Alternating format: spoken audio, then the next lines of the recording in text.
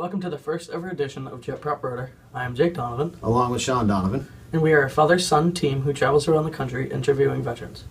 On this interview, we traveled down to Woburn, Mass. to interview a World War II veteran by the name of Al Audette. Al was a radio man on a B-17, part of a 10-man crew, and his crew would often go over and bomb Germany, deep into Germany actually, and about halfway through his mission total of 25 missions, something very unfortunate happened to him and his crew, and you're going to have to watch this video to see what happened. Ugh. Very cold. Yeah, chilling.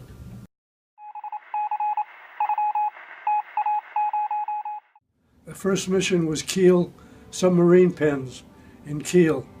A 7.5-hour flight, no escort, and we spent about 2 or 3 hours trying to find the target. You go through the fog and things of that nature to overcome some of the weather conditions. The weather conditions in England was very bad, and over the continent was even worse. But we did drop our bombs, and according to submarine pens, they were buried in 10 or 20 feet of concrete, which was very, very hard to penetrate. And we went there 2 or 3 times, but my first one was the Kiel submarine pens. After that, we had different missions, and went to Cologne in Germany. One of our missions there was for the ammunition factories, and subsequently other missions were at different targets. I flew with the same crew most of my missions, and on the 13th, we were required to fly 25 missions and then be sent home. And so I got to 13th mission, and I figured I was halfway there. So I figured, well, I don't have too much time to go. So on the 14th mission, which is the mission that we were shot down at the V-2 rocket launching pads. We went in there at about 12,000 feet. Cloud cover was really thick, couldn't find the target. So the lead pilot took us around and went down to 8,000 feet. Then we got a little bit better view of the target, and of course this gave the ground people more time to set their guns, and that's when we lost our engines. The flak hit us so hard that we lost 2 engines, and the third engine was feathering so bad it had to be feathered. After we were asked to bail out, we decided that we didn't want to bail out. Pilot said, well, we'll try and make landfall to England. And we got to lighten the ship, so we had to throw everything out of the plane to lighten the ship. The first things we threw out were the parachutes.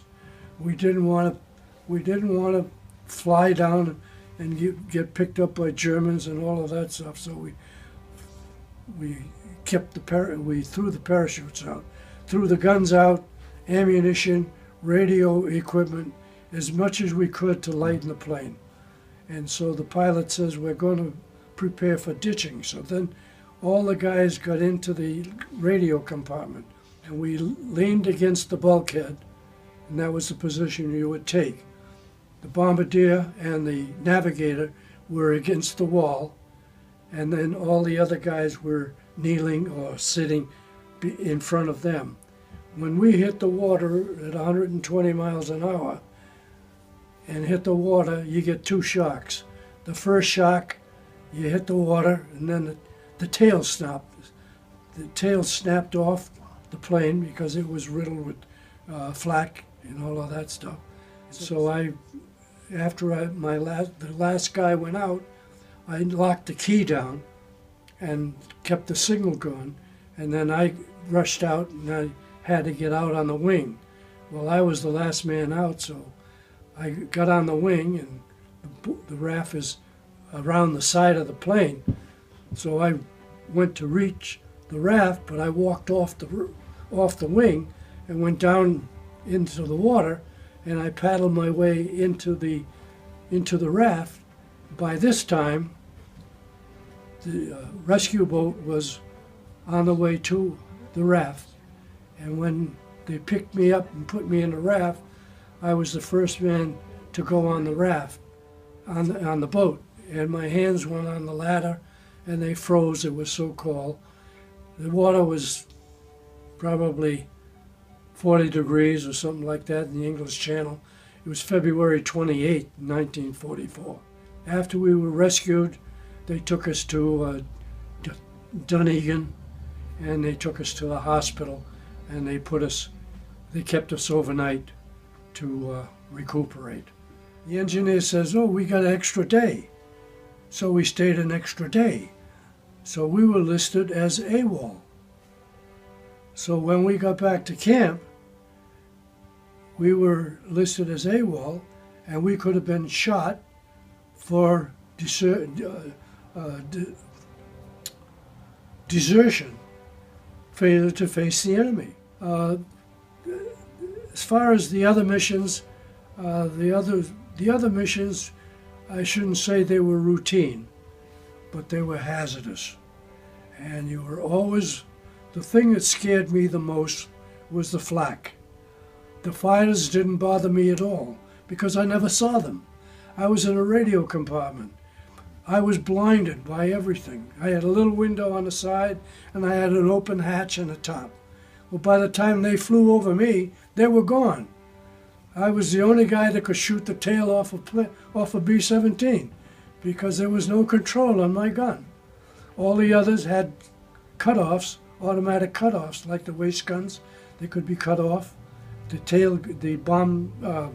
ball turret gunner and the top turret gunner could be cut off and all that, so they were safe.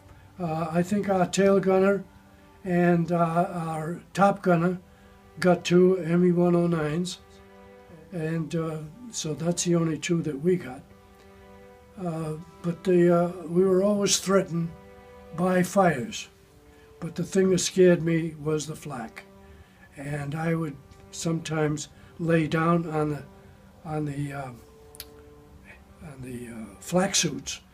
I'd lay down on the floor of the plane. I would lay there, listen to the radio and all of that stuff, and so that was my routine as a radio gunner, except when we were in emergency situations. Then I would be in my position in the thing. We were all assigned to different planes as the memorandum dictates.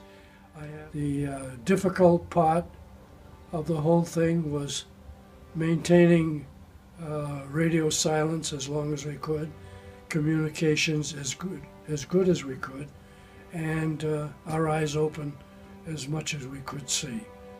The radio compartment was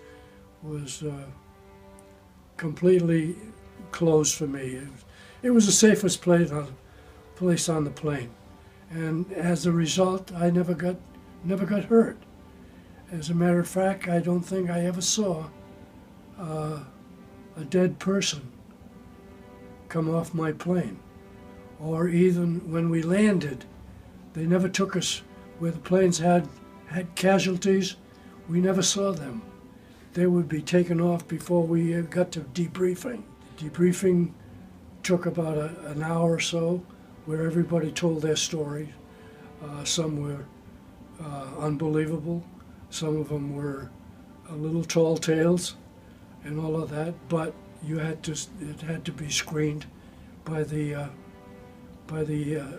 interviewing officers, and they would take all that information and document it, put it in for future reference to the other guys that were going probably to the same missions. And we did go to the same missions over and over again. I went to Frankfurt, Germany. I went to Schweinfurt. I went to Regensburg. A lot of the major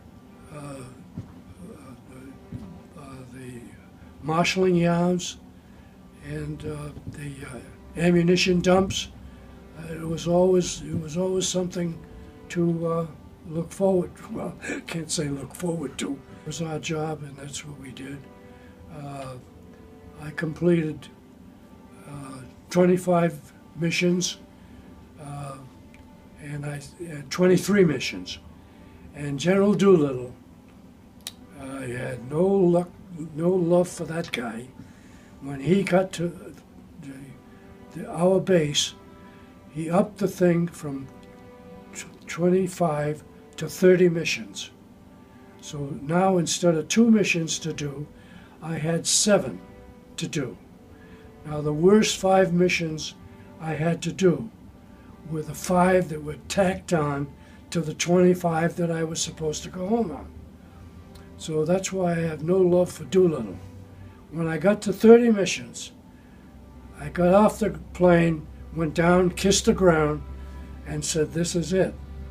Well, that's all they did. They took us out and put us in tents aside, ready to go home.